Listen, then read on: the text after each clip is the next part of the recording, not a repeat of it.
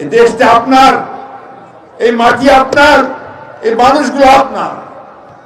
আপনাকে এটাকে রক্ষা করতে হবে। আপনাকে আপনার দেশের জন্য, মানুষের জন্য দরকার আরেকটা লড়াই লড়তে হবে যদি প্রয়োজন হয়। কেউ ধমক দিয়েছে, কেউ বাড়ি দখল করে নিয়েছে, এটাই হচ্ছে বাস্তবতা। আর দুঃখজনক ভাবে এই কথা বলার চেষ্টা করতেছ যে আমাদের এখানে আমাদের হিন্দু সম্প্রদায়ের ভাইদের উপরে অত্যাচার হচ্ছে, নির্যাতন। এই যে আমাদের মনোরঞ্জন দা এখানে আছে, নেপাল এখানে আছে, আমার দিদিরা, আমার মায়েরা, আমার মাসিরা আছে। বলেন তো দেখি, আপনাদের উপরে খুব বেশি নির্যাতন কিছু হয়েছে এখানে?